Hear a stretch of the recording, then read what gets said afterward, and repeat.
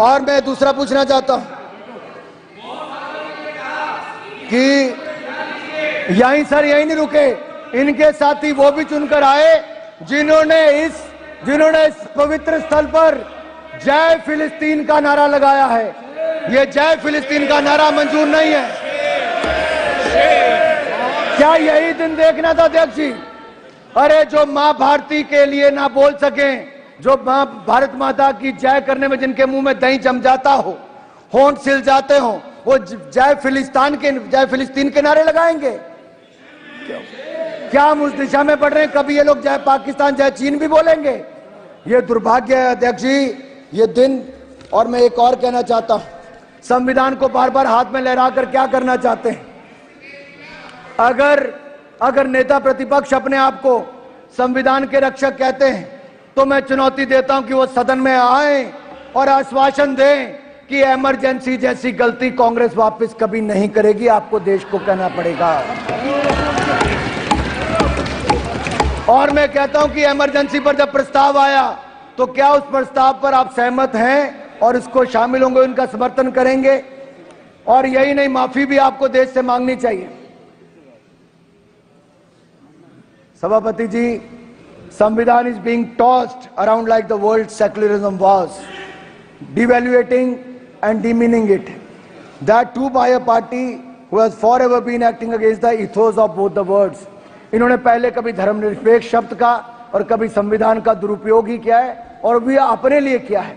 सच्चाई यह है कि जिन्होंने देश को संविधान दिया वो बाबा साहब अंबेडकर को अपमानित, प्रताड़ित, पीड़ित और पॉलिटिक्स से बाहर करने का काम किया तो आप लोगों ने ही किया था।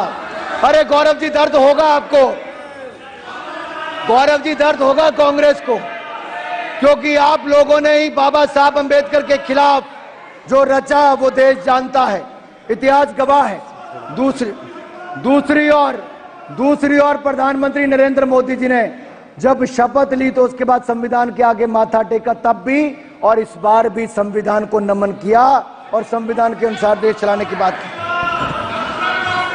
और मैं एक बात और कहना चाहता हूं, बाबा साहब अंबेडकर के नाम पर पंच तीर्थ किसी ने बनाया तो भारतीय जनता पार्टी एनडीए की सरकार ने बनाया है। बाबा साहब अंबेडकर की जन्मस्थली, शिक्षा स्थली, चैत्य भूमि और शिक्षा भूमि, महापरिनिर्वाण भूमि, पांचों स्थानों पर नागपुर, मऊ, मुंबई, दिल्ली और लंदन में जमीनें लेकर वहां पर म्यूजियम, स्मारक और वहां पर उसको मान सम्मान देने का काम किया। पंच तीर्थ बनाया तो नरेंद्र मोदी की सरकार ने बनाया।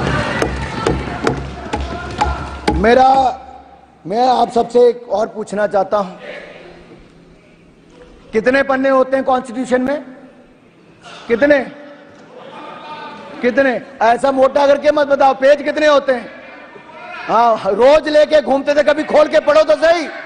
अरे पढ़ते हो नहीं, लहराते फिरते हो।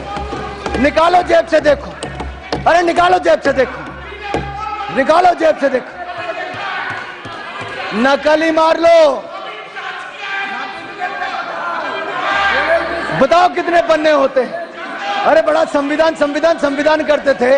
पहले संविधान बनाने वाले को उनको प्रताड़ित करते हैं, अब संविधान दिखाते, पढ़ते नहीं है। संविधान को कुचला किसी ने।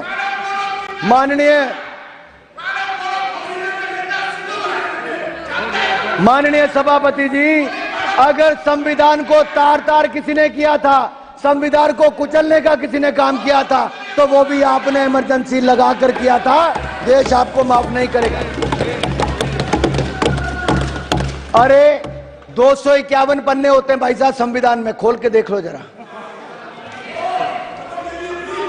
और माननीय सभापति जी, एक कहावत है, दादा आपको क्यों दर्द हो रही है? इमरजेंसी उन्होंने लगाई थी, आप ऐसे ही अपने उड़ता तीर ले रहे हो। बाद में मैं सभापति जी, मैं कांग्रेस की बात कर रहा हूं, ये तृणमूल कांग्रेस बीच में आ गई है।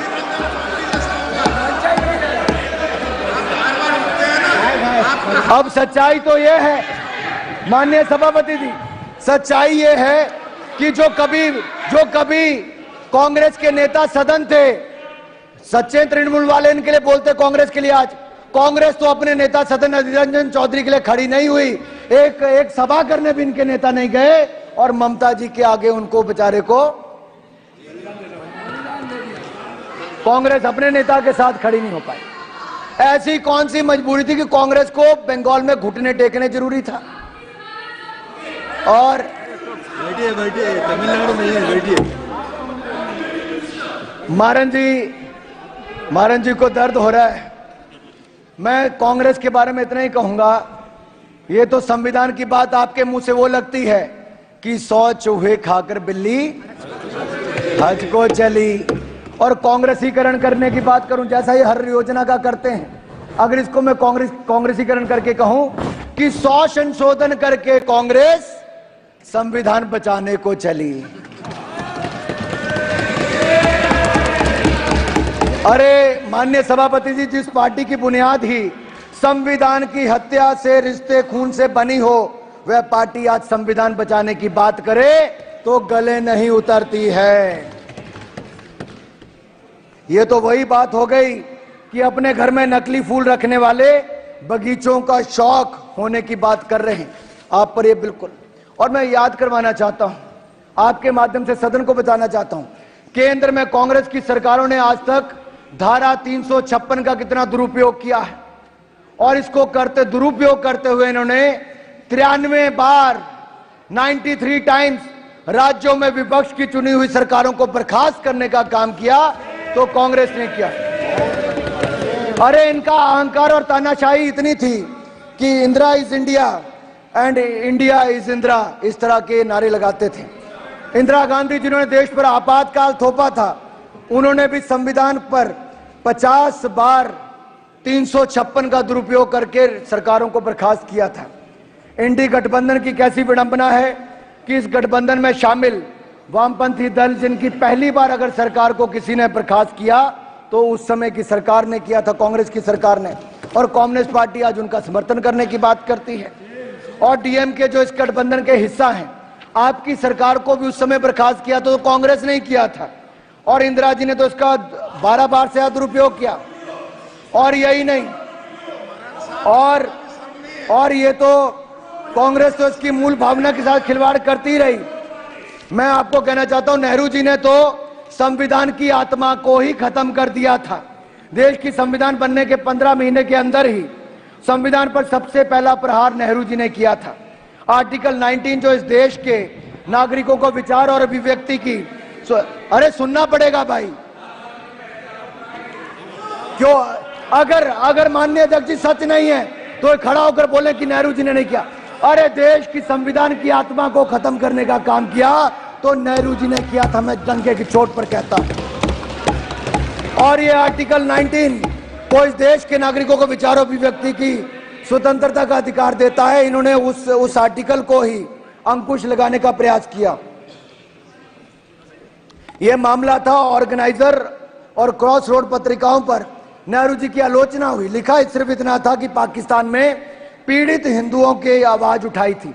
तो पाकिस्तान में पीड़ित हिंदुओं की आवाज उठाने का दर्द, नेहरू जी को तो और धन्यवाद करना चाहिए था ऑर्गेनाइजर का, लेकिन उन्होंने उसके खिलाफ कड़ी कार्रवाई करने का काम किया और पहला संशोधन उन्होंने जून के महीने में, इसी महीने में लाए। और इंदिरा जी ने भी इमरजेंसी के निंदा प्रस्ताव, इंदिरा जी के समय वो पंडित नेहरू जी से और आगे निकल गई। 1975 में तो संविधान की हत्या ही कर दी। इमरजेंसी देश ने देखी, वो काला अध्याय देश भूलेगा नहीं। 21 महीनों के आपातकाल में 5 संविधान संशोधन हुए। अपने हिसाब से मिनी संविधान तैयार करने का, अध्यक्ष जी 5 मिनट में खत्म कर रहा हूं, संविधान तैयार करने का काम, मिनी संविधान तैयार करने का काम कांग्रेस ने किया। 42वें संशोधन में 40 अनुच्छेदों को ही बदल दिया गया। और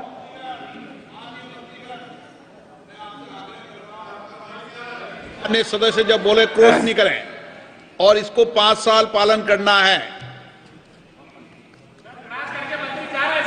सर एक नहीं अनेक ऐसे संशोधन किए गए।